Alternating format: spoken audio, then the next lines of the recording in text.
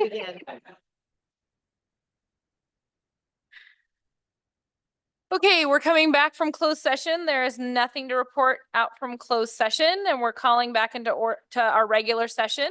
Madam Clerk, will you please call the roll? Sure. For the record, Councilmember Amaro will be absent this evening. Councilmember Dowden Calvillo. Present. Holmes. Sierra Sammons. Present. And Mayor Vidal Harris. Here, thank you very much. Moving on to our pledge of allegiance, Councilwoman Dowden Calvillo, will you lead us in the pledge? Yes, please stand and join me in the pledge if you're able. I pledge allegiance to the flag of the United States of America and to the republic for which it stands, one nation under God, indivisible, with liberty and justice for all. Thank you very much. I appreciate that. Next we're going to move on to Mayor's commendations, proclamations, and acknowledgements. But first I wanted to welcome Caleb and Ruby, who are here for a school project. So thanks for coming tonight. But moving on, we're going to do the proclamation for Hunger Action Month. So Andy Hayes, make that your proclamation.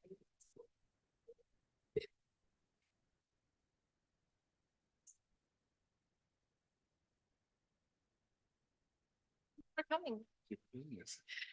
Okay, Councilwoman Dowden, Yes, you're first. I will begin. Proclamation for Hunger Action Month, September 2024. Whereas Feeding America designated the month of September as Hungry Action Month, and hunger and poverty are issues of serious concern in the greater Auburn area. And there are Auburn area individuals and families who have difficulty covering housing, utilities, transportation, medical, and food expenses on their income.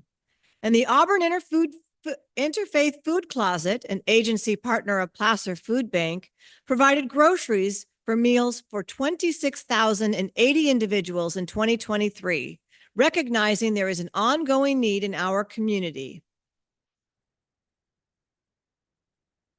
And whereas the Auburn Interfaith Food Closet provides nutrition information and recipes to encourage families to try new, healthier foods, and whereas these individuals live in the areas between Emigrant Gap and Loomis and between Forest Hill and Lake of the Pines, and whereas these individuals need healthy food to reduce the risk of illness, and whereas the Adventist Community Services and the Auburn Salvation Army are also providing food assistance, and whereas because these agencies rely on financial and food donations from our community, the City of Auburn encourages its citizens and businesses to support these organizations, and whereas the Auburn Interfaith Food Closet is hosting a neighborhood food drive on Saturday, September 28th,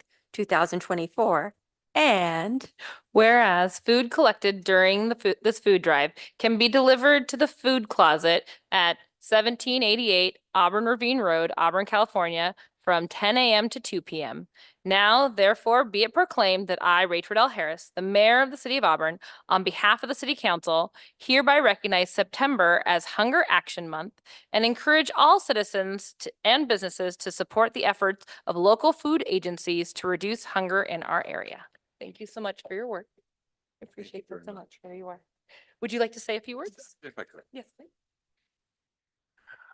To the audience and the council, thank you very much for the support it's provided through the community and you each and every year to make our mission effective. As was noted, last year we served almost over 26,000 people. If you look at our service area, we estimate there's about 29,000 people who are food insecure in that area. So we're touching a great percentage of them.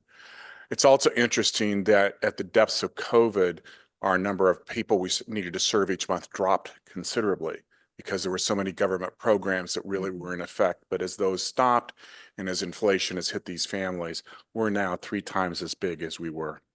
We are running as high as I have been seen since I've been with them. And the food drive we're doing and the work we're doing is important to put more food in our hands to pass on to those people. Thank you very much. Thank you so much for all that you do for our community. We're very fortunate to have you. Thank you so much. Thank you.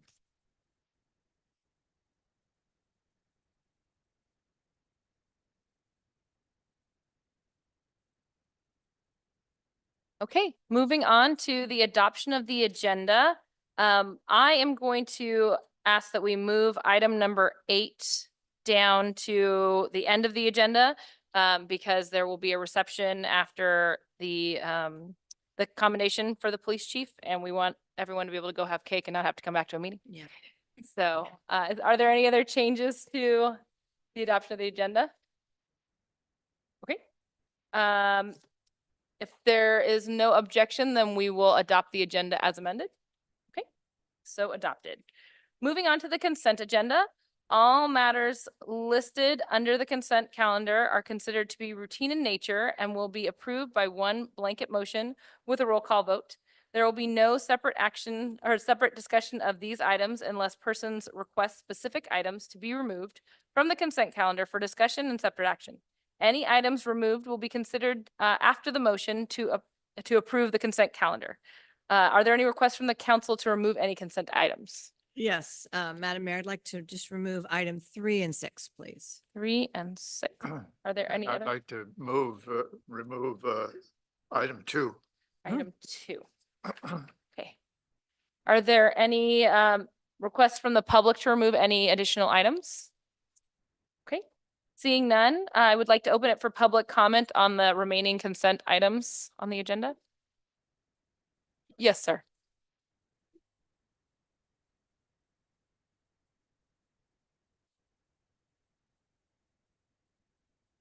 That is not on this agenda, but you're welcome to speak about it in public comment. Is there any other items that would need to be removed from the consent calendar?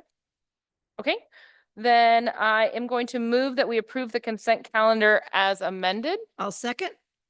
There's been a second. Madam Clerk, will you please call the roll? Councilmember Dowden Calvillo. Aye. Holmes, Aye. Sarah Sammons. Aye. And Mayor Riddell Harris. Aye, motion carries. Moving on to item number 2, the septic lease and indemnity agreement. Councilman Holmes. Well, I asked that be pulled as up. I was under the assumption, I guess, that at the airport, we had full regular service for the toilets and so forth. Am I mistaken? Good evening, Madam Mayor and fellow council members. My name is Ty Richardson, your airport manager, and I'll be back in a few minutes. Yes and no.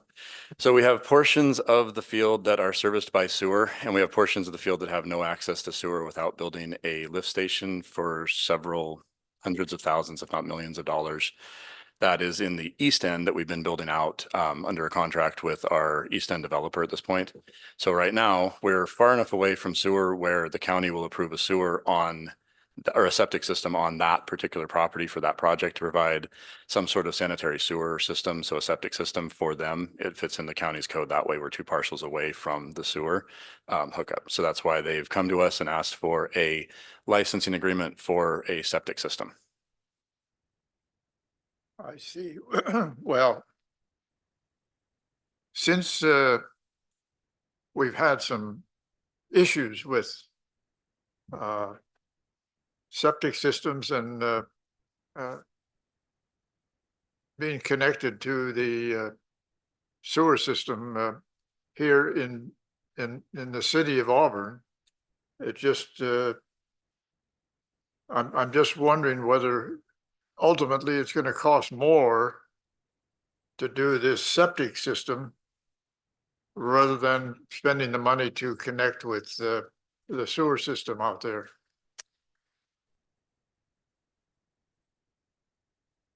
The way our city attorney drafted the agreement, all of the fees go on to the hangar owners and then the hangar owner association. They'll maintain it for the next 50 years or 40 years with the potential for a 10-year extension, but about 50 years they'll be maintaining it. Hopefully by then we'll have a sewer down there that they can connect to. It's also, I'd have to dig through the agreement, but it is also stated somewhere in the agreement, I believe, that we will, if the sewers are provided, they will connect to the sewer at that point. Is that correct? Or am I? Yeah, that is correct. There's a provision in the license agreement that if sewer becomes available, that they need to connect to it and also remove the septic tank and return it to the condition before they installed it. Okay.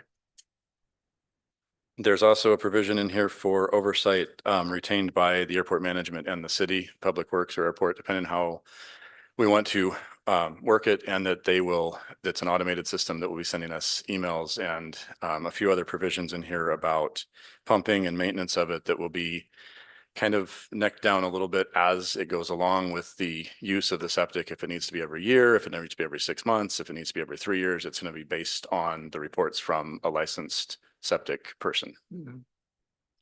This may go along with the master plan, but the area that we're going to be using for the septic, are we sure that we're not going to be developing in that space later on? That's the plan. It's outside of that realm of where we would develop those hangars into that space. So we pushed it as far out of that and as close to fitting it into all the little pieces as we could. Great, thank you. Are there any other questions on the item? It'll be quite a benefit to have that service. So thank you very much. It makes those hangars much more valuable. I said, you know, and for, especially for the users to be able to have that. So thank you. Then I think we're gonna, have you asked all your questions, Councilman Holmes? I just wonder if there's any public comment. That's fine, just making sure. Okay, is there any public comment on this item? Seeing none, we'll bring it back to the council. Oh. Oh, wait, there is. Come on, Bob.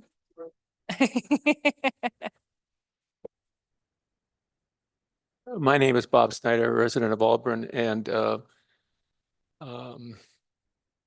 a friend of the airports, let's put it that way, been part of their ongoing tribulations and trials for a long time. And we've got some modern airport hangars out there with no bathrooms. You have to go outside and use a porta potty. And it's just inconsistent with the level of airports that you're trying to provide. And it's my understanding that these funds would all be handled through the enterprise fund. There would be no cost to the taxpayers of Auburn. Nod your head if I'm wrong, okay? Nod your head if I'm right. There you go. Nod your head if you're right. Anyway, this is a good solution. And I promise you, the pilots, people that own aircraft out there would greatly appreciate it. And they will be looking as closely at the cost and the alternatives as you would ever do. And they won't sign on for something that is not the very best solution for them in the short and long term. So I strongly recommend that you approve the item and move ahead with these bathrooms in the septic field that would service them. Thank you. Thank you very much. Is there any additional public comment on this item? Okay, seeing none, I'll bring it back. Is there a motion? Okay, I will move that by resolution issue a septic license and indemnity agreement between the city of Auburn and the KAUN East Hangar Development LLC and authorize the city manager to assign all documents. I'll second. Oh, go ahead. There's been a motion and a second. Madam Clerk, will you please call the roll? Councilmember Dowden Calvillo. Aye. Holmes. Aye. Sarah Sammons. Aye. Mayor Riddell Harris. Aye. Motion carries. Moving on to item number 3, the updated job description and salary ranges for administrative analyst and management analyst classifications.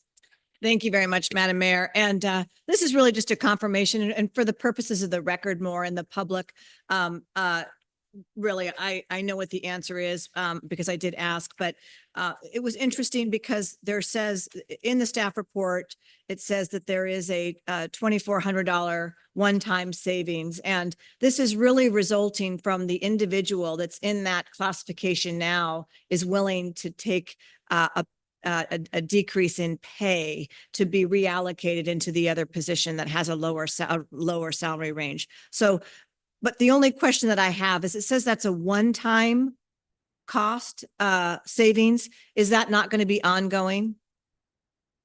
Well, because the positions are being reallocated, it's just a one-time change. So moving forward, that salary range will stay.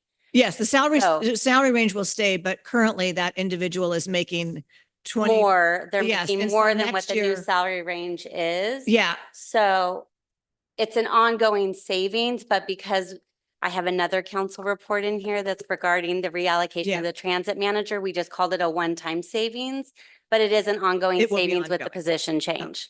thank you. And I just wanted to clarify that. But again, just to reiterate that this is someone who has volunteered to take a decrease in pay to take that other to reallocate the position. So thank you very much. That was it. Thank you. Really.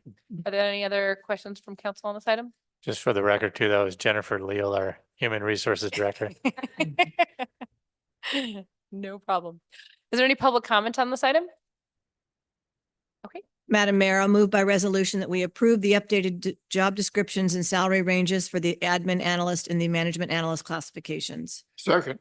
okay, there's been a motion and a second. Madam Clerk, will you please call the roll? Councilmember Dowden Calvi. Aye. Holmes. Aye. Sarah Sammons. Aye. Mayor Riddell Harris. Aye, motion carries. Moving on to item number 6, the side letter agreement with the Auburn firefighters, IAFF Local 4110.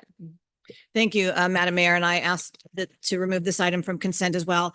And really, the purpose of this removal today is just to provide thanks to the firefighters. I know that we declared our fiscal emergency. They were in agreement to defer their pay increase. They asked for this side letter to provide them with some time to take for union activities for officers. Staff, Jen, great job.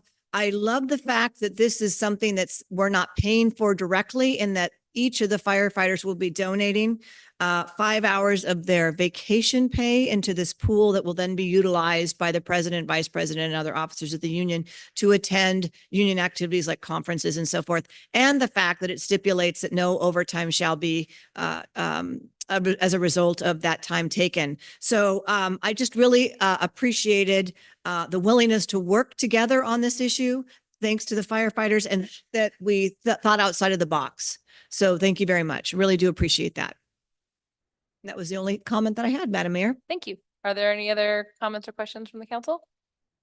Okay, seeing none, is there any public comment on this item?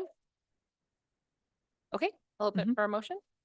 Yes, I'll move by resolution to approve the side letter agreement with the Auburn firefighters, IAFF Local 4110, to extend the MOU for 6 months and to provide an association release time bank pilot program. Second. There's been a motion and a second. Madam Clerk, will you please call the roll? Councilmember Dowden Calvi. Aye. Holmes. Aye. Sarah Sammons. Aye. And Mayor Riddell Harris. Aye. Motion carries. That concludes our items on the consent calendar. We'll be moving forward to the public comment. This is a time provided so that the public may speak to the council on items that are not on the agenda. Please make your comments as brief as possible, not to exceed 3 minutes. The council cannot act on items that are not included in this agenda. Items may be referred to staff or placed on a future agenda. Feel free to come up.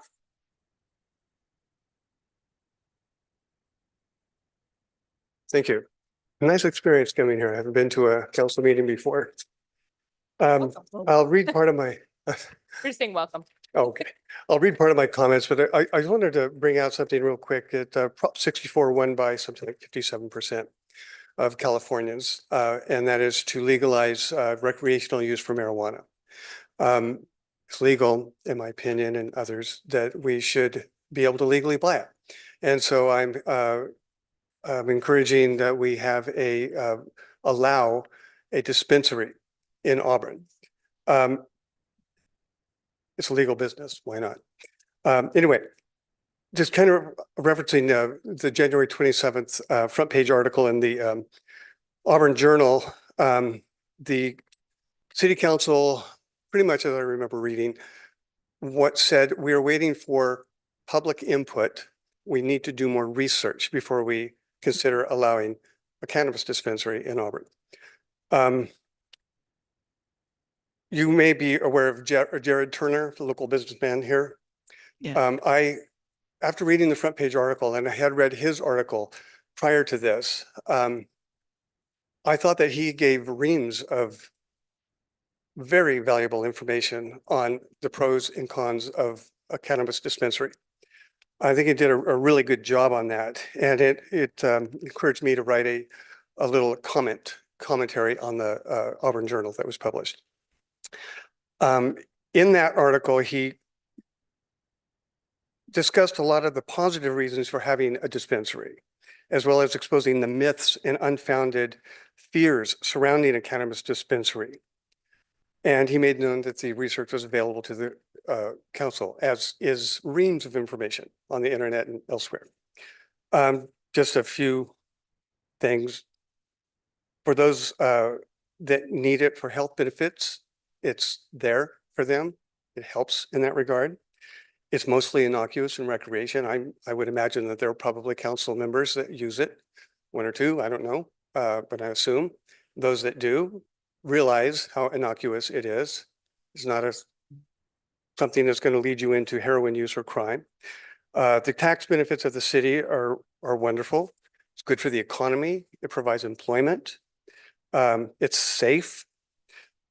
And I say safe because I had heard this not too long ago, and I'll be real brief, but I did a little more research, and there is issues now with black market illegal sales of marijuana being laced with fentanyl. That won't happen in a dispensary. It's safe. It's regulated. Matter of fact, you have people there that talk to that tell you how much you should use based on where you are, so you don't overdose on it. And you can overdose on marijuana. Death doesn't usually happen, but it's still, it can be bad. So people that can help individuals on their dosage and buying it is good. At some point, a small, clean, secure storefront dispensary will open, I'm assuming in Auburn. People will trickle in. They will purchase marijuana in some form. They will go home to their families, their jobs. Life will go on. No big deal. And I believe that is the truth. I think it's time to decide not to allow unfounded prejudices to control the outcome of this important subject. In my opinion, the city council needs to take a stand and support legal marijuana sales in Auburn. Some here use it, as I brought out, and those that do realize that it is safe and it's not a terrible thing. Storefronts, no big deal. Thank you for your comments. Okay. We're trying. This can be a big win for Auburn. That's all I wanted to say. Thank you so much for your comments. I really appreciate that. Mr. City Manager, I just wanted to, if I know that we're going through some processes around that. So if the member of the public would like more information, they can always reach out to you to get more details on kind of where we are in that process. Is that correct? Yeah, that's right. And I'll actually be talking about where we're at a little bit during the manager's report later on. Okay, so you have an update on the city manager's report. Great. Thank you. Is there any other public comment? Please come up.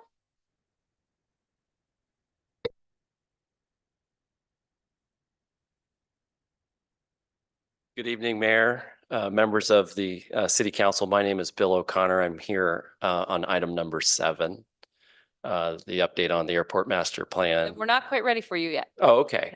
Just general public We're comment. we're doing things that are not on the agenda right now. Yeah, and that's then a little different than what I'm used to, so I Oh. apologize for jumping the gun. So we'll finish public comment for things not on the agenda, and then we'll come back to item number 7. I'll be here. Thank Okay, you. sounds great. Soon, very soon. Very soon. You might sit close. Sit in the front row. Are there any other items for public comment for things that are not on the agenda? Yes. Yes, Councilman Holmes. Yes, I've got a couple of things wanted to mention that,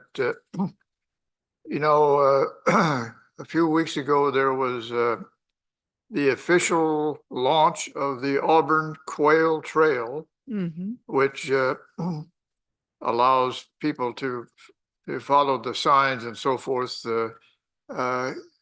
give you some insight into the history of this community. And I wanted to mention that the city has 2 different walking tours of historic downtown Auburn and also Old Town Auburn that I think they're available at the Visitors Bureau, but I don't see them here in this building in the rack here if somebody wants to get a, Maybe we can find a way of getting them in. yeah, yes. So I think that we need to have these available at rack various pamphlets and so forth here. Also, I wanted to mention that and I'm sorry, Andy Hayes is gone, but I wanted to mention about the Auburn Interfaith Food Closet is going to be collecting food contributions tomorrow at the Auburn Rotary Club. And the food closet is going to be there to collect it and put it to use in their distribution system. So there are other organizations that are following up on this Hunger Action Month that was proclaimed today.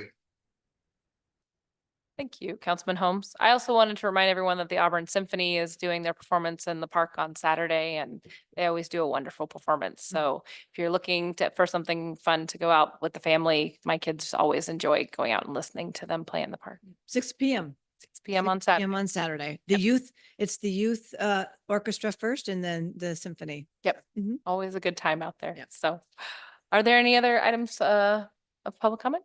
Okay, seeing none, then we'll move on to council business. Item number seven, the informal update on the airport master plan. Our presentation. Welcome, welcome.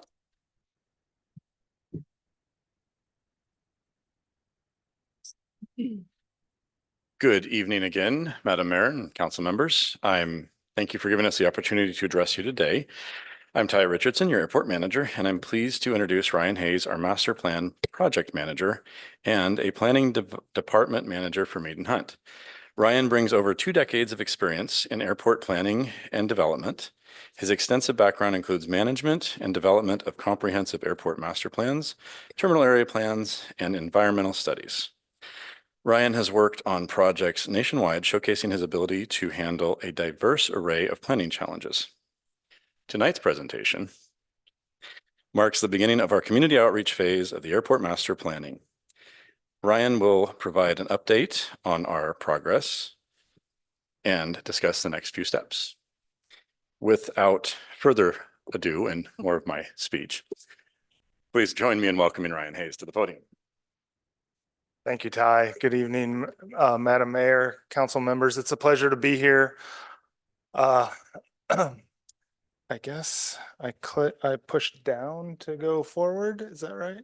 Let's see, down to go forward. Okay, I have an update on the master plan process for you all. I've got about 25 slides. I'll try to go through it in less than 20 minutes. Make sure we have time for questions, but feel free to stop me at any point. So the agenda for our presentation is to talk to you a little bit, a brief overview of the project. I'll go over the project team, the stakeholders, a diverse amount of stakeholders interested in this airport for sure.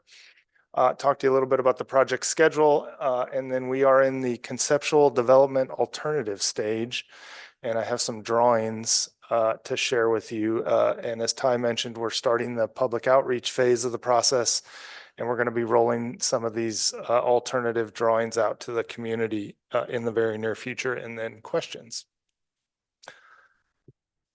So some of the central questions that we are trying to answer with this planning process are: how busy will the airport be in the next 20 years?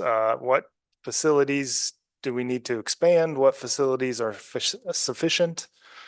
We're looking at changes in the aviation industry and what is the critical aircraft that currently use this airport and are projected to use this airport in the next 20 years.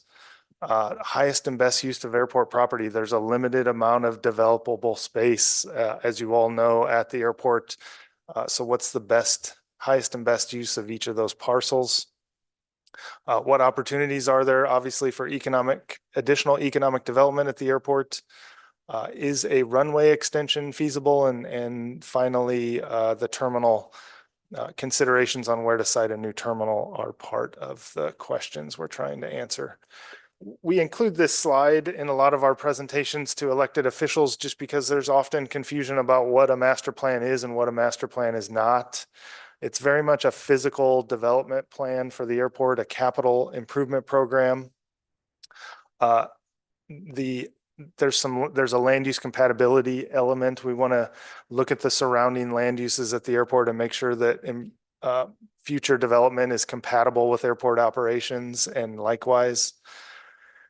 The FAA allows Ty to use his entitlement funds to pay for this planning process for a couple of reasons. They get a document at the end that shows them the airport meets their standards. And they also get a little heads up on what future improvements Ty may be asking for FAA funding support for in the next 20 years. Some things that a master plan is not. It's not a business plan. It's not a marketing plan. The FAA considers you as the airport sponsor. They consider it your responsibility to do marketing for the airport. It's also not a guarantee of funding, and it doesn't commit the city of Auburn to anything. It doesn't commit the FAA to funding anything. So it's very much a planning document that is developed collaboratively with the FAA. But again, it doesn't commit anyone to anything. And the document does not set policies or rates at the airport. Our consultant team, I've got a number of planners and environmental specialists that are helping me prepare this document. That includes Gemma, Lisa, and Corbett. And again, my name is Ryan Hayes with Mead and Hunt. We have as I mentioned, a very diverse list of stakeholders that we are coordinating with during this process. Obviously, the FAA, the Airport District Office is an important stakeholder.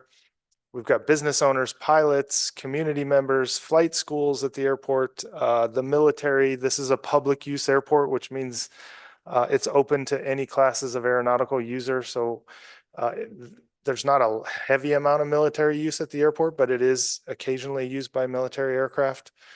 Hangar developers, hangar tenants, county planners, just a lot of folks that we're gathering input from and sharing recommendations with. We also have established a study committee. The study committee advises airport staff and the consultant team as we go through this process. They're very much a sounding board. We send them our chapters, our draft chapters in advance, and we follow up with a meeting and get their input on those materials. In terms of public involvement, the advisory committee really is our number one avenue of reaching the community through the planning process, but we've also been discussing some additional public outreach that will probably happen in October. There's a 90th anniversary event on October 12th, and we're going to have a master plan presence there to share information. We're also looking at the potential of a Zoom or a virtual open house, so members of the community can get their questions answered and interact with the consultant team and airport staff. So, and we're just moving into that phase of public outreach. This is the schedule for the project. A master plan for an airport is typically an 18-month process. We are about halfway through that 18-month process right now, where we are developing alternatives and then starting to work on the capital improvement plan. We're anticipating substantial completion or a draft report that gets submitted to the FAA in the spring of next year. Some of the focus areas of the airport, we obviously start at the middle of the airport with the runways and taxiways, and we plan outward from there. So the airfield layout is most important. The passenger terminal area and automobile parking is another focus area. The landside airside interface, roadway and passenger access, and then finally aeronautical development opportunities for parcels on airport property.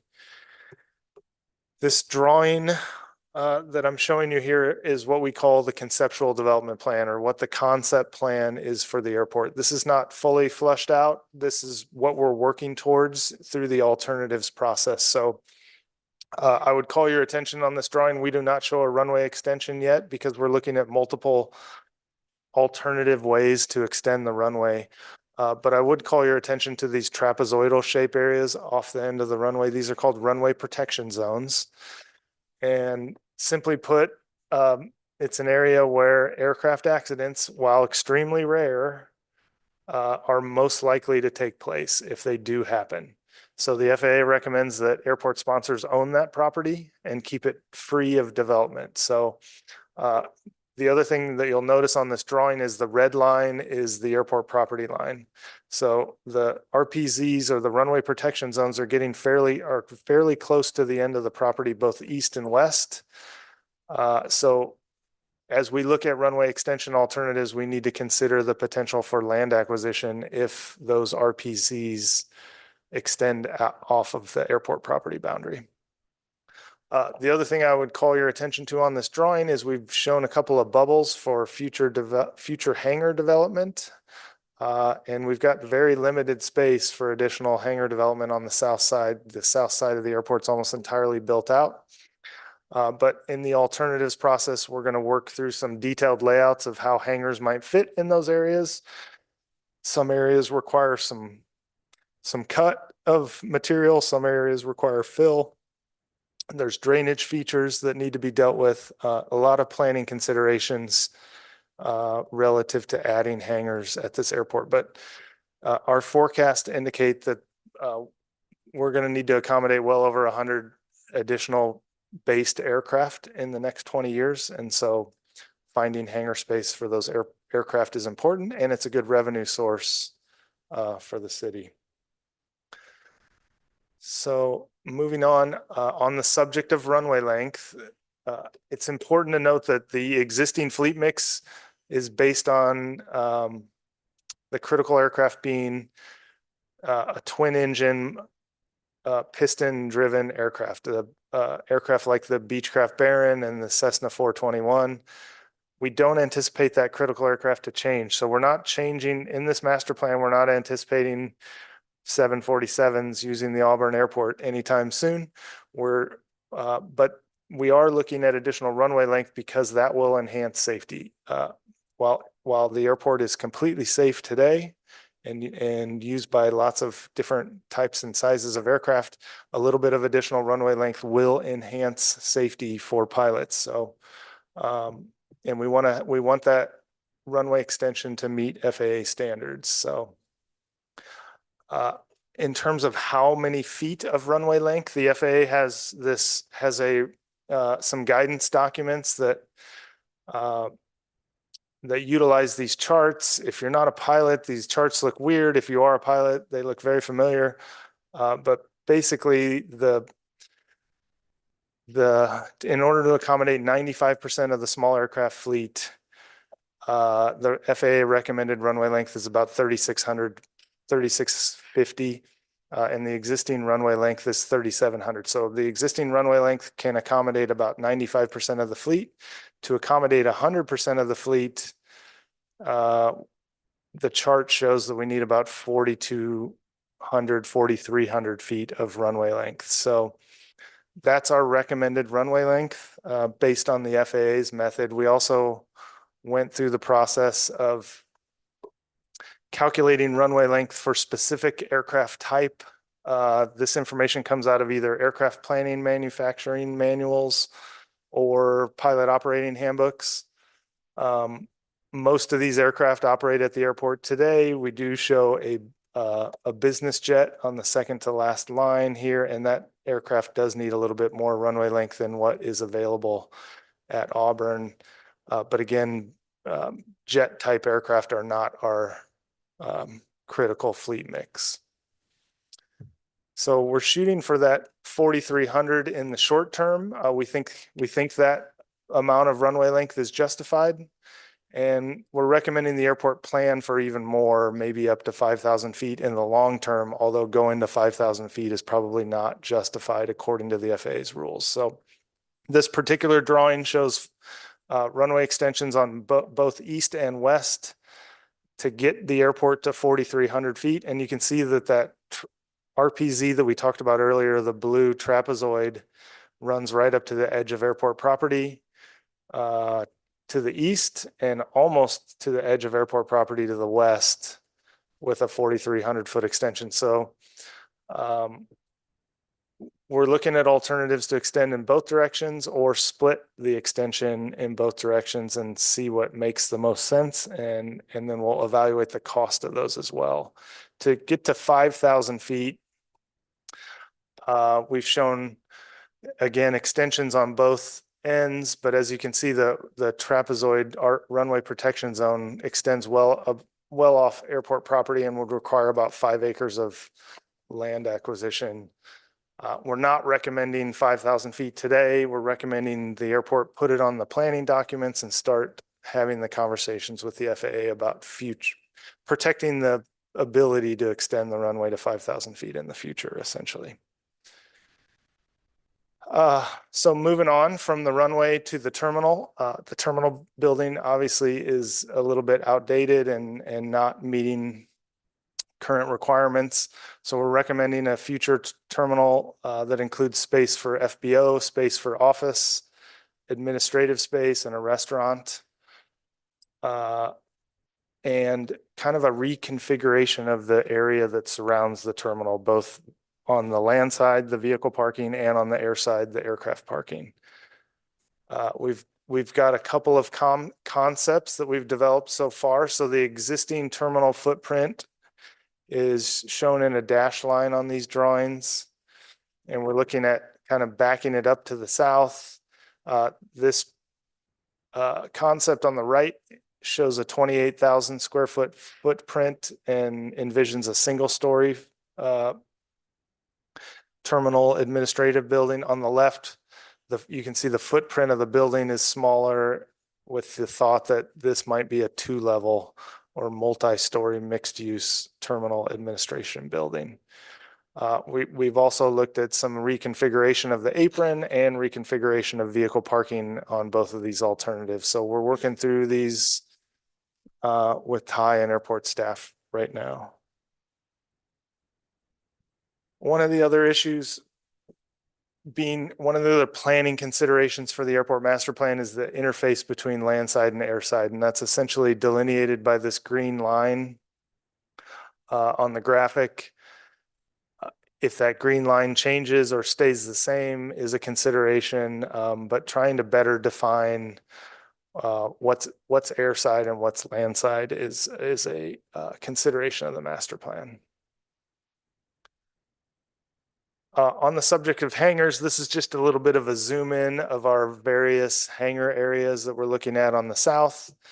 As I said, we're looking at well over 100 additional aircraft within the 20-year planning period. So maximizing the amount of space that we reserve for hangar development is an important goal of the master plan. The fuel facility is currently located, there's a fuel island located directly in front of the terminal today. It's not the best location. And so we're looking at we're evaluating these various sites 1 through 5 for future fuel farm and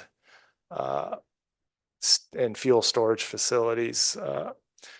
Again, planning's has a lot to do with trade-offs. So if we devote some space to fuel farm, then that's less space we can provide for hangars. So there's going to be some difficult decisions to be made at some point in this planning process as to, again, highest and best use of the limited amount of parcels we have available. And then one of the last things we're looking at is vertiports. So the aviation world is changing very fast. Electric vertical takeoff and landing aircraft are coming.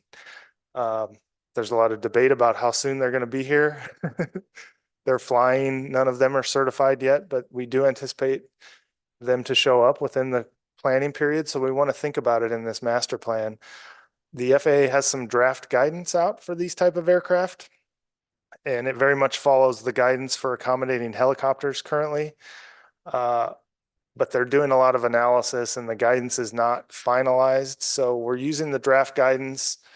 And even though these aircraft take off and land vertically, they still fly an approach to the landing spot. So that's why you see this approach surface. It's an 8-to-1 slope that the FAA recommends be clear on both sides of the approach path to the vertiport. So we're looking at vertiports.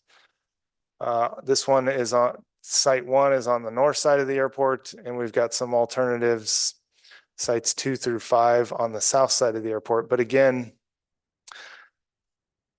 as a reminder, if we dedicate space to a vertiport, that's less space that is available for hangars. So again, it's back to the trade-offs. And at some point in this master plan, we have to prioritize what's most important.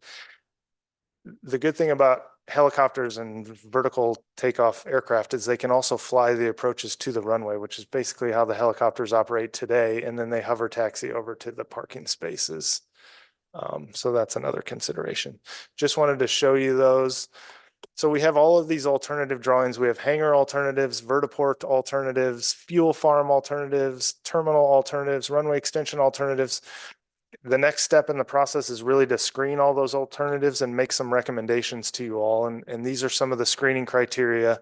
Obviously, safety and security at an airport is the most important criteria, but things like economic vitality, feasibility of the project, community concerns, sustainability, long-term benefits, these are all criteria that we're going to use to screen these alternatives. And hopefully when we get to those October meetings, we'll have some recommended alternatives and reasons why we're recommending those alternatives to share with the public.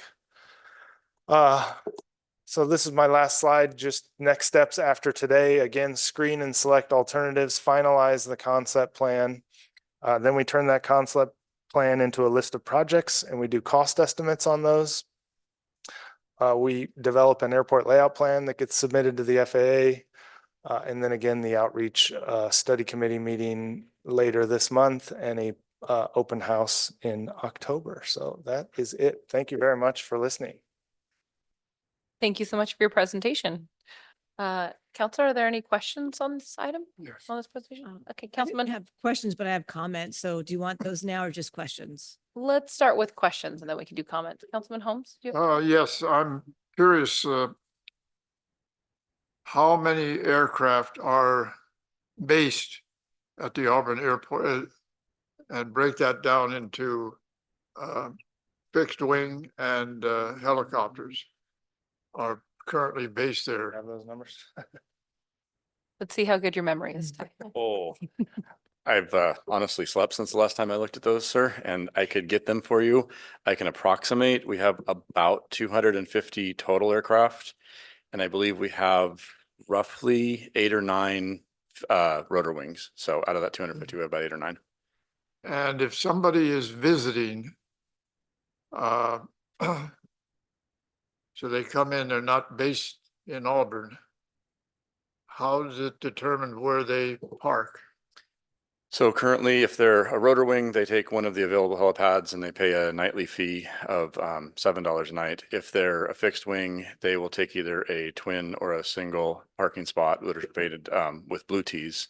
So the transients park there, the transient aircraft park there overnight. And they pay their nightly fee through either a check or through the FBO. So they don't have to book in advance, then it's just when they arrive. When they arrive. But can they book in advance like a hotel or it is only at the time? Okay. It's an on-demand kind of at the time, whatever space is opened is where you can park. If need be, and we had a abundant amount of transient aircraft one night, we figure out where to put them in a non-used based aircraft or somewhere else. And I think we're all aware that a lot of regional weather forecasting is done from information that's provided by the airport. Now, is that under FAA control or is there some other entity that?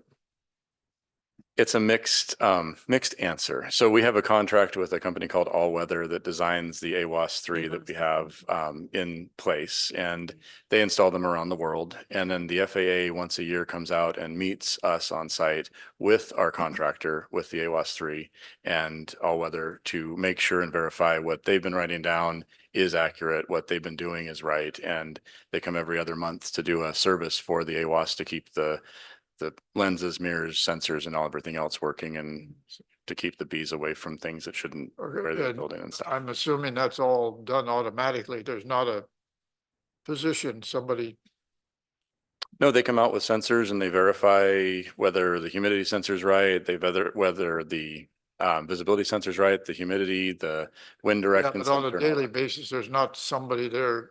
No, not on a daily, every 2 months, and then every in between, the Yeah. city staff cleans the mirrors and the lenses of the sensors to make sure that dust you. doesn't get on them.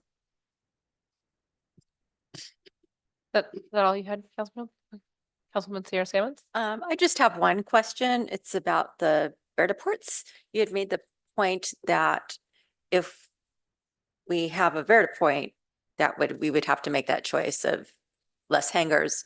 How much space would a vertiport take? Like, how many hangars would that be taking the place of? Yeah, it's different. It's a good question. It's different in each of the sites we evaluated, but there needs to be it's an 8-to-1 slope that comes up off both ends. So 8-to-1 goes up pretty quick and can get over the top of another hangar, but you probably can't build within a couple 100 feet of if you designate it as a vertiport. So it definitely does eat up some developable property. About how many hangars would you estimate? I mean, I know there's not a specific or. Yeah, you're probably giving up 8 to 10, maybe a dozen hangar spots with each vertiport if you've sited them on the south side. Unless you put the vertiport on top of the terminal roof.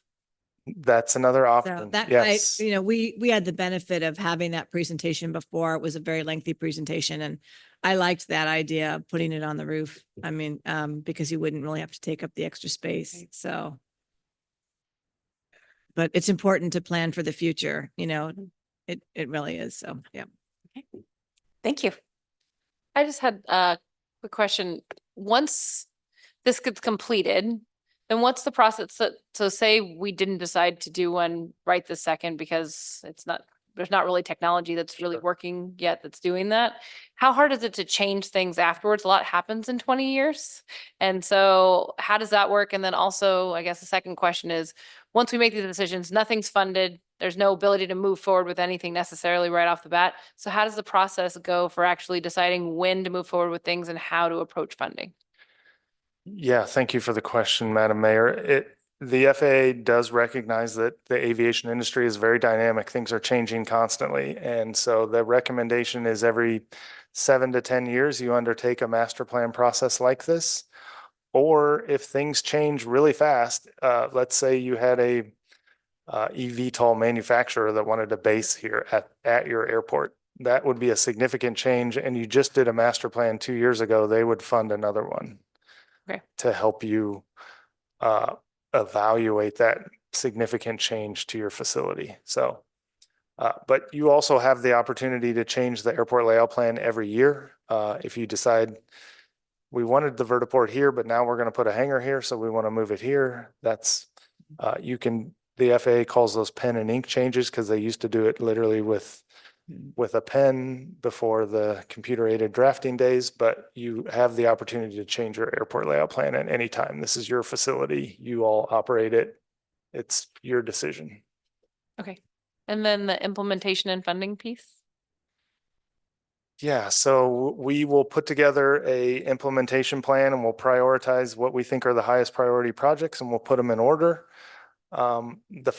Unfortunately, the funding for all of these projects is going to the cost estimate of all these projects is going to far exceed the funding available from the FAA. There are some state funds available for some of these projects depending on the eligibility.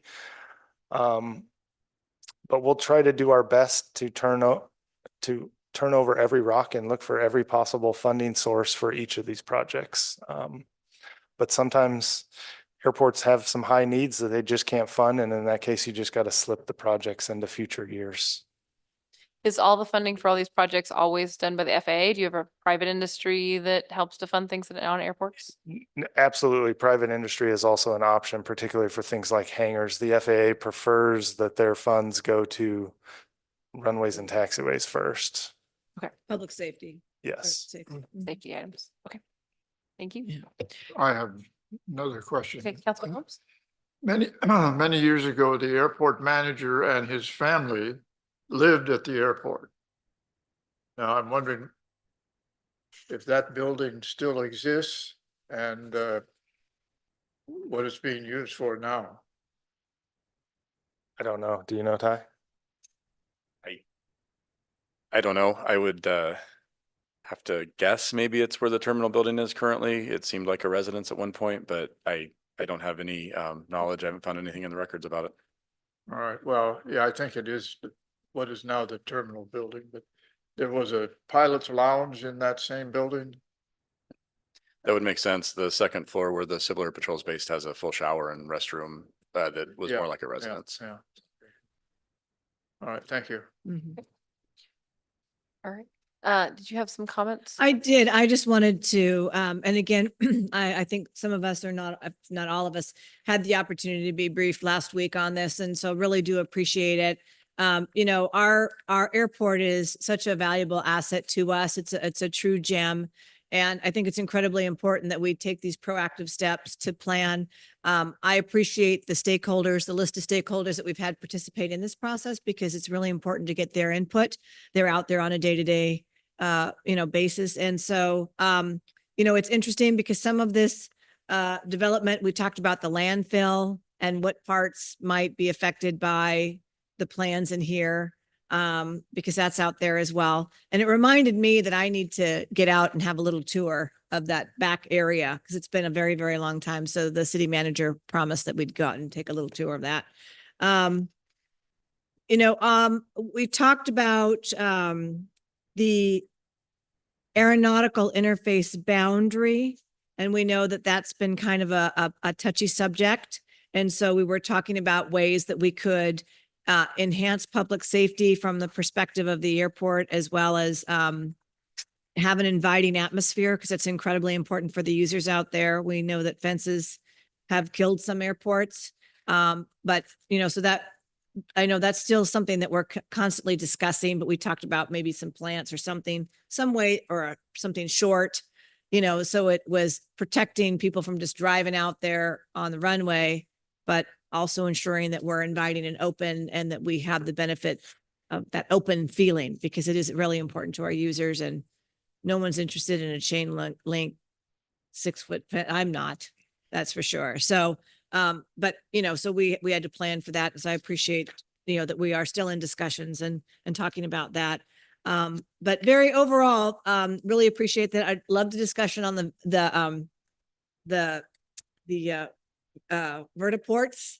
That's just fascinating. In fact, we brought it up today at SACOG. We were talking about airports and things of that nature, and just transit. I said, well, we'll just have a vertiport at our airport and take it over to the airport, our Sac County Airport. But I think it is important that we plan for things like that, because that's where the future is going. And, you identified several different locations. I really kind of like the terminal on top of the terminal, just because it's out of the way and we don't have to lose valuable space. But exciting what's in the future, what's coming. And I appreciate that we are looking forward. We're talking about maybe some charging stations or hydro facility, things of that nature. So that's good as well. So, but great job. Thank you. I'd also like to add my thank you. I've been the council member who's been working on the master plan. And so I've seen all the different advocates for different items at the airport, all of the stakeholders who have been very actively involved and supportive and communicating about all the different things that they see happening in the future, different areas of concern. And I appreciate how all of that feedback has been taken into account and thought through with this plan. So I really appreciate all your efforts on this.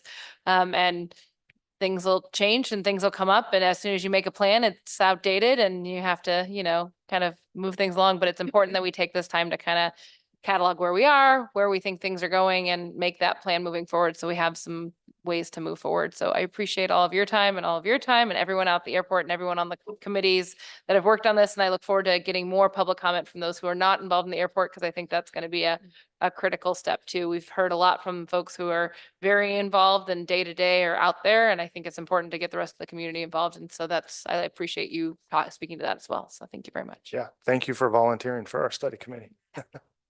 Right. Is there, Your alley. The planning. I love planning, you know me. Mhm. Is there any public comment on this item? Come on up, Bob.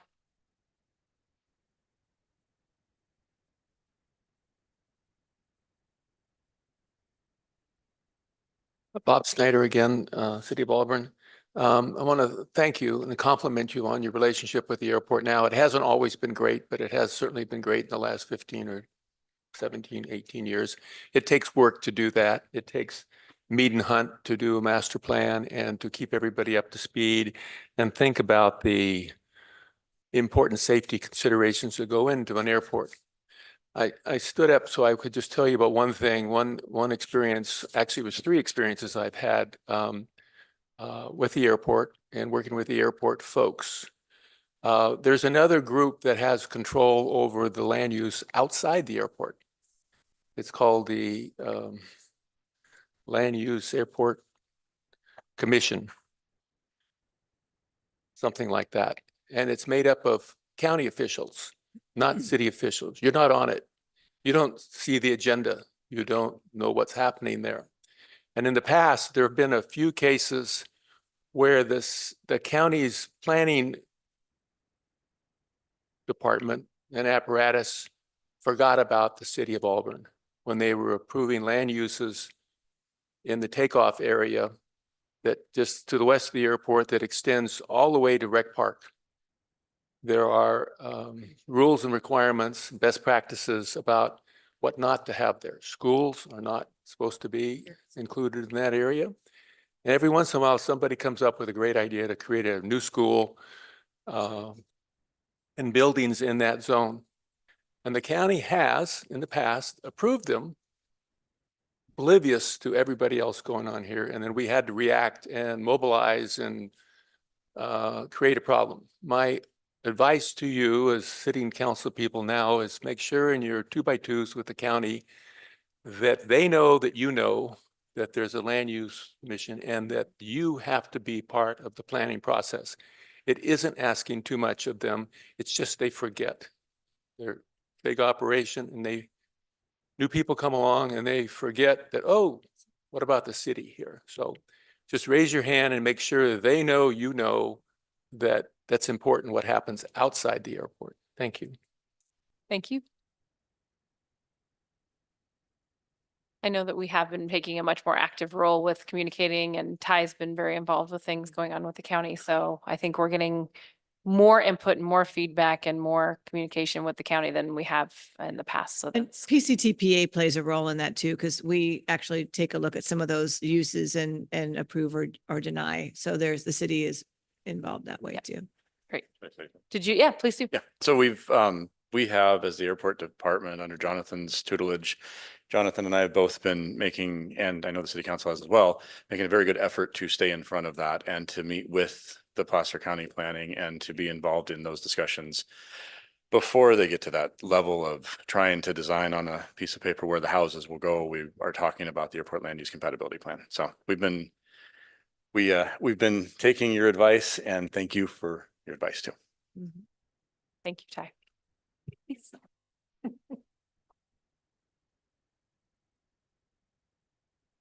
Thank you very much, Madam Mayor. I'm glad I'm here now at the right time. Members of the City Council, again, I'm Bill O'Connor. I love the way you do things here. I've been to a lot of city council meetings about airports, and a lot of times you have to give your comments before you get to see the presentation or hear thoughts from the people who ultimately make the decisions about the airport's future. I'm here on behalf of the Auburn Hangar Leasing. Kim Lilly, we have the ground lease for the portable hangars on the south side of the airport. I just want to thank the work that's gone into this is a big first step in your planning process, and there's been a lot of good collaboration with your airport management, Mr. Richardson. I've sat down with Mr. Wright just to introduce myself, and I'm here just to basically say hello and introduce myself and reaffirm our commitment to collaborating with all stakeholders on the future of the airport. The plan does call for our hangars to move or to be redeveloped for alternative use. I think you saw that with the law enforcement hangars, and fire and EMS. We like where we are, of course. Our tenants like where we are, but if there is a plan or alternative is decided to look elsewhere for those portable hangars, we certainly want to be a good partner in that. And the hangars are portable, so that's something that really gives you a lot of flexibility in terms of how you plan for the future, and we want to be part of that. It is a bit of a unique arrangement. We're on the last lease extension here until 2028. The structures themselves do not revert, and so I think these things take time. And as you pointed out, things can change. You have to be flexible and adaptable. And we're here just to make sure that we can plan for the future, but also take care of the people that do depend on those hangars. Because if you want to go increase your aircraft storage by 100, we don't want to lose anything in the process. So I know the management knows that we're very open to discussing all possibilities, and I just wanted the city council to know that as well. Thank you so much. We really do appreciate that. And thank you also for being a part of that process. Again, as I mentioned, and I know my colleagues agree, it's really important that we work with all of our users out there. So we appreciate your flexibility. Yeah. Thank you. And it's been great so far. So thank you. Thank you. Thank you for coming tonight. Mhm. Is there any other public comment? Okay. Seeing none, that was just a informational update, so we don't need to take any action on that item. So then we would move on to item number 8 has been moved down, so we're moving on to the city manager's report. Thank you, Madam Mayor. So keeping on with the new process, so I've got printed copies of this in the back. There was a gentleman who was asking about the cannabis, and so I'll do that one first. So there's a copy of this in the back and at the council dais as well. So we staff had a meeting last week with our Grass Valley counterpart city manager, a couple of the planning staff. Police department was also there to talk about kind of best practices for potential recreational cannabis ordinance per council's direction earlier this year. So we had that meeting on Thursday about how we could modify the process that Grass Valley used to fit our needs. So we're bringing that information together. We'll be presenting that to council sometime soon. We also had an impromptu tour of one of the dispensary there in Grass Valley, which I don't know about everybody else, but it was honestly pretty surprising to me. It was really well run. It was actually a pretty nice facility. So that is moving forward, and we're continuing to gather the information that we need to gather to bring back to council for that. Up next, of course, council knows that Chief of Police Ryan Canan's last day with the city will be September 14th. Selected as the next chief for the city of Woodland. We do have the proclamation later on tonight. To prepare for his departure, though, I've selected retired Chief of Police Ted Steck to fill in as interim chief until we are able to recruit for our next permanent chief. Ted was recently the interim chief of police in Nevada City, where he worked with our former interim city manager, Joan Philippe. Comes highly recommended by Joan. And also, Chief Canan sent me Ted's information, not knowing that Joan had already sent it to me. So having both of them make that recommendation kind of helped a lot. I had a couple different conversations with him, one kind of long Zoom meeting to get to know him a little bit. And I think he's going to do a really good job of kind of just keeping the wheels on the bus, making sure everything stays steady while we're in the process of recruiting for the new chief. Contract for Ted's appointment will be at the September 23rd council meeting. We'll have our 2 police department lieutenants rotate as acting chiefs until Ted is able to start. He has to finish up a background check before his contract will take full effect. And then we'll start the process for recruiting for the next chief shortly. That'll be done internally with our HR director, Jen Leal, running that process for us. It was rather than spending the $40,000 or $50,000 on a recruitment firm, I feel confident that Jen will be able to get the word out to the folks that we need to. Ted also helped with the recruitment for the new Nevada City Chief of Police that replaced him. And so he was able to bring folks to the table for Nevada City as well. I'm sure he'll be able to do the same thing for us here. Last, I wanted to let council know, two more things, sorry. The hotel feasibility project, we talked about that a little bit in the past. Planning department is working on evaluating, ranking the responses to an RFP that we sent out recently for that. We had to exclude some of those based on overall cost, but there are still several that appear to be qualified and financially feasible. So hopefully that we'll get that to council sometime in October. How many For responses council did we get? approval.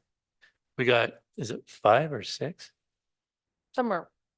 Okay. None of A ballpark is fine. I was just curious. 5 or 6 responses, and they ranged from like $10,000 to like $200-something. Oh, my So God. big spread. Sounds like some of the RFPs I've done at work. Yeah. Finally, just wanted to make sure council knew that upcoming at the next council meeting, the finance director, Gretchen Johnson, will be presenting our fiscal year 23-24 year-end fiscal update to summarize the financial condition of the general fund. We told council that we'll be doing quarterly updates, so this will be the first quarterly update that we'll be doing. Great. Sure, any questions that you have? Are there any questions for the city manager? Okay. Then we're going to move on to city council committee reports. Councilwoman Dowden Cavia, do you have any items? Yes, just really briefly. So we'll have SACOG next week and Pioneer next, things are happening in the future. But I did want to just mention with Pioneer Community Energy that we've been very busy talking with lots of jurisdictions, surrounding jurisdictions, various counties, Sutter, Tuolumne, Butte, and others, and the cities within those counties on potentially expanding our jurisdiction into their jurisdiction, providing our service there. And so that's very exciting. We're actually going to be meeting shortly to talk about the impact, the the fiscal impact analyses that were done for those potential expansions. So good news on that front. And that's just really the only thing I wanted to report out this Okay, time. great. Thank you. Councilman Holmes, do you have any items? Okay. Councilman Sierra Salmons? No, I didn't have it. I mean, the past 2 weeks, my busy week is Next week. Yeah. Yeah, next week I have an economic development board meeting for Placer County. We're going to be up in Tahoe. We do one meeting a year up in Tahoe to talk That's about great. Tahoe issues. So, Yeah.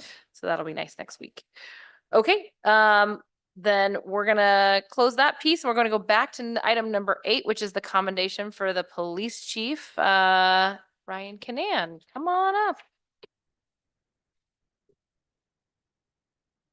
Go fix the curtain. Yeah, the sun is like, Gotta fix the curtain. yes, thank you, Very Amy. important. Because it, as we look over there, it's just like the sun is just. I know you can't have like, yeah, No, not the glare off my head. and we did that just for you, chief. It's like a little like halo. Sure. I Thank you. I mean, I had the same issue. I was like, oh. Well, but the sun was coming in. Now know what time it is. It's a nice gold watch. Well, It is. A big gold watch. Don't wear it on your wrist. Okay, so we are all very appreciative of Chief Canan for all of his hard work over the past several years that he's been here at the city of Auburn. He's done a great job, and he has done a great job of bringing our community together. He reaches out to those who aren't necessarily huge fans of the police and tries to bring them in and make them part of the solution rather than being at odds with different people. And so I think we all really appreciate your community aspect that you've brought to our police department, and also all of the communication. Facebook pages are humming like never before on the PD side. So you've just done a great job of your staff, training your staff, getting them the resources they need, and bringing a culture change to the police department that I think we can all appreciate. So thank you very much. We appreciate all of that. So we have a nice commendation here with lots of words. So we're going to read this to talk about all the wonderful many things that you do. So I think. Yes, I begin. I get to start out. So Whereas Chief Ryan Canan has dedicated nearly 6 years of exemplary service to the city of Auburn and the Auburn Police Department, serving with distinction, integrity, and devotion to promote community safety and well-being. And in 2019, under Chief Canan's leadership, the Auburn Police Department developed a strategic plan aimed at unifying the police department and the community while focusing on 5 key areas: technology, training, social media and community outreach, health and wellness, and coaching and leadership development. And Chief Canan secured critical grant funding to implement key technology programs, including the use of drones, Live 911, and the RIMS, computer-aided dispatch system, serving as the cutting-edge technology to improve emergency response times, officer safety, and overall department efficiency through real-time information and sharing and data management. And whereas in response to the city's homeless population, Chief Canan oversaw the implementation of a strategic plan that resulted in a significant reduction of chronic homelessness and nuisance calls, while connecting the homeless population with services and housing, resulting in the safety and well-being of Auburn residents. And whereas Chief Canan fostered strong partnerships with the Placer County Healthy Brain Initiative and Placer County Office of Education, leading to the implementation of Project Lifesaver and Handle with Care, which provided vital support for vulnerable populations within the community. And whereas Chief Canan placed a strong emphasis on health and wellness by establishing initiatives such as APD Fit and Wellness Grant programs that advance the physical and mental well-being of APD staff and the community at large, while also implementing creative wellness protocols during the COVID-19 pandemic to keep staff and residents safe. And whereas in 2020, Chief Canan established the Community Advisory Council, a diverse group of 12 to 15 community members aimed at legitimizing the relationship between the police department and the community, which subsequently has led to positive outcomes and recognition by the Auburn Journal. And whereas through strategic use of social media, Chief Canan ensured that the Auburn Police Department engaged with the public, fostering transparency, building trust, and raising awareness around important public safety initiatives. And whereas in accordance with Chief Canan's succession planning, the employee development programs were established to promote opportunities for officers to advance their careers, foster a department-wide culture of collaboration, mutual respect, and professional growth, while ensuring that APD staff members were not only trained in law enforcement techniques, but also developed as leaders within the community. Chief Canan's departure to serve as the chief of Woodland Police Department marks the end of a remarkable chapter in Auburn's history, but his legacy of leadership, dedication, and service will continue to inspire the men and women of the Auburn Police Department for years to come. Now, therefore, I, Rachel L. Harris, Mayor of the City of Auburn, on behalf of the City Council, do hereby honor Chief Ryan L. Canan for his accomplishments, dedication, and commitment to the City of Auburn and the Auburn Police Department. Thank you so much for your service.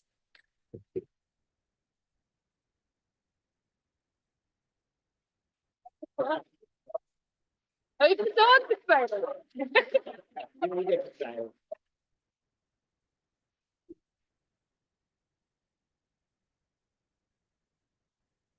Hey, Chief, before you say something, can I say something? Yes, sir. Thank- Still my boss. I appreciate that. You know, from the first time that I met you, when we went on this ride along, when I was, applying for this position, and just that kind of feeling that I got from working with you and on that ride along, frankly, that I knew that you would be a great partner for me in this position. So I just want to say thank you. I've worked with 5 different police chiefs. You're by far the best chief that I've worked with. And I just want to say thanks for the partnership that we've had in the short amount of time that I've been here, and your advice on all kinds of different things, including just everything, personal stuff and work stuff. So I just want to say thank you very much. I really appreciate it. Thank you, sir. I appreciate that. Wow. Thank you. Thank you very much. I'm truly humbled from all the outpouring support from the community. We posted this on social media. It's been reposted. Just again, the outpouring of support and again for city council. But as I prepare to take on the new role for Woodland PD, I do want to take a moment to express my deepest gratitude for this community. I heard there's a lot of stuff that we accomplished here at the police department over the last 6 years, but I would not have been able to do it by myself. We did talk about the advisory council and bringing on, bringing the community inside the PD and truly being able to see behind the curtain. And being able to do that is what has led to a lot of our success. The staff here at the city of Auburn, second to none. I do truly appreciate the work that all of our staff does. We have a small but mighty staff that gets a lot of things done. And to the department heads, thank you for being a great partner over these last 6 years. I truly appreciate that. And to Sean, thank you. Thank you for being a great boss, someone who does listen. I think absolutely what the city needs now and moving forward. And to Gary, thank you for all the counseling. And then to the police department, over the years, we've all faced some challenges together. We've celebrated our victories together. And as a city and the police department, we've accomplished so much. But none of this would have been possible without everybody's unwavering support, their hard work, commitment to our shared goals. And a special thank you to the Auburn City Council for your leadership and guidance throughout my time here, and to the previous city council members. Your partnership and trust in our department have been invaluable in driving the progress we've made. Your dedication to the public safety and the well-being of this community has allowed us to achieve great things. And this department here, the men and women here have been awarded, and from all different facets, from a MAD award to post inviting us to be a part of the wellness program. And so dedication to public safety and well-being has allowed us to achieve those things. And for that, I am truly grateful. To my team at APD, thank you for your dedication, professionalism, and tireless service. You made this journey both rewarding and inspiring for me. To the Auburn community, I'm deeply grateful for your trust and your partnership in making this a safe and strong city and a place to live. Though I'm excited for my next chapter, Auburn will always hold a special place in my heart. Thank you for everything, and I'll carry the lessons, the friendships, and the spirit of this community with me always. So thank you. It's been a pleasure and an honor to be the police chief for the city of Auburn for the last almost 6 years. So again, thank you. Thank you. Thank you, Chief.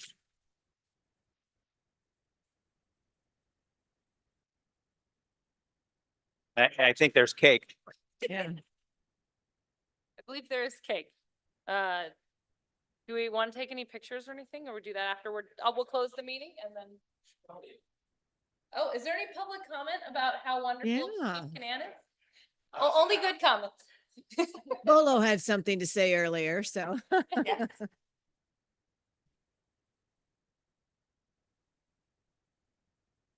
Hello, Madam Mayor, City Council. Thank you so much. Chief of Police, I was one of those people that were hesitant to believe in our police in Auburn growing up here. I didn't always have the best relationship.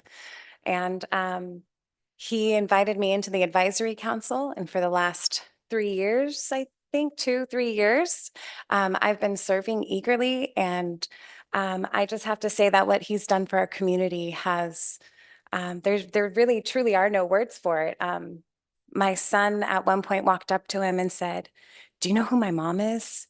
And he said, "Do you know who I am?" I think it was something to that response.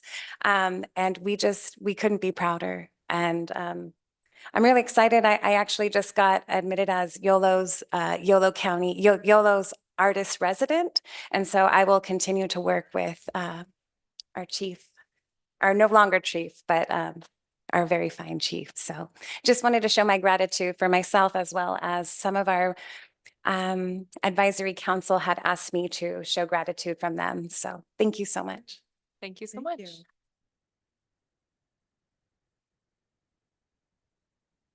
Is there any other public comment? That was it. Huh? Bolo's. Bolo made a public. Bolo is. Anyone wants to interpret for Bolo? All right,